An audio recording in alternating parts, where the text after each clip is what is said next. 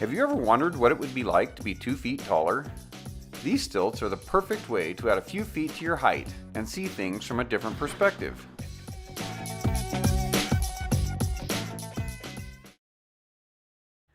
In this project, you'll see how to turn a few simple materials into a sturdy pair of walking stilts.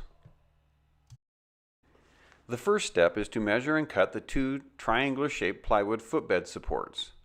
I used a 10-inch footbed length, and then 6 inches down there was a 1 1/2 inch side that runs parallel to the 10-inch footbed.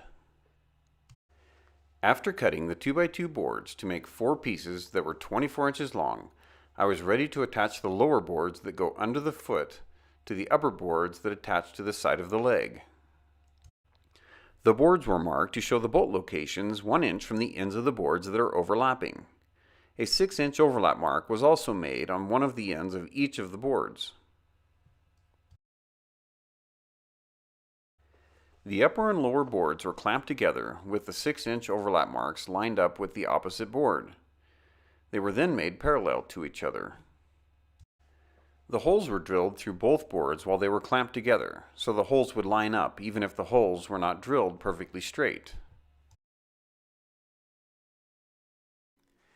Once the holes were drilled, the bolts were inserted into the holes without losing the orientation of the holes to each other.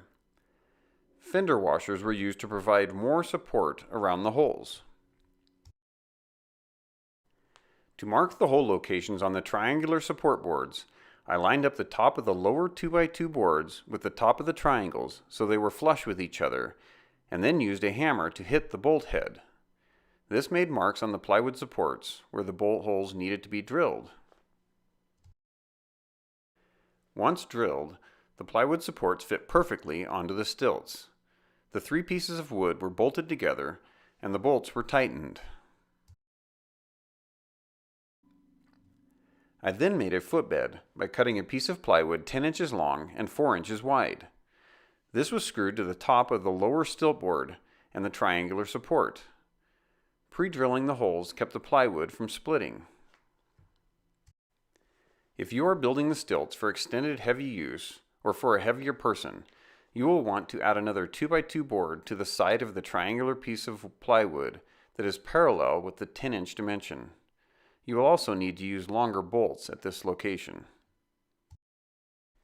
At this point, I measured my son's leg so I could cut the top of the stilt board to the proper length.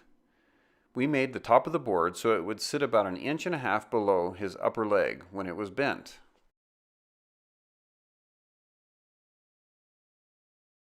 The upper support was made from some 4-inch plastic pipe that we had from another project. I marked the pipe and cut it to form a cuff that fit the side of the leg. The corners were rounded to keep them from digging into the legs. The plastic leg supports were attached to the upper stilt supports using 2 wood screws. The plastic supports were angled slightly so the leg would be attached with a very slight forward angle. For the foot attachment, we used a pair of old shoes. We test fit the stilts and marked the shoe location on the footbed, and then placed the old shoes on the footbed and used wood screws to attach them. I made sure not to place any screws in the heel or the ball of the foot locations, so the screws did not irritate the foot too badly.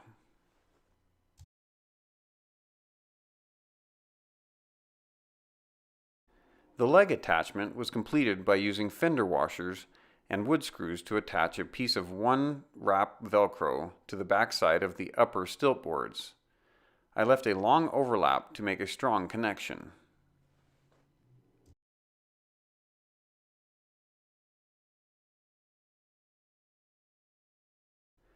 The final step was to test the stilts out. It helps to have a taller structure to hold on to when first standing on the stilts and getting used to them. A fence works well for this.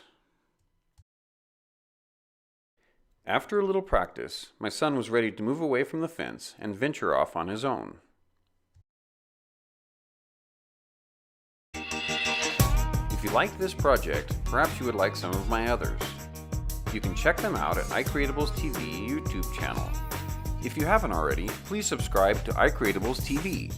I've got a lot of new videos and great new content coming up that I want you to be around for. Thanks for watching.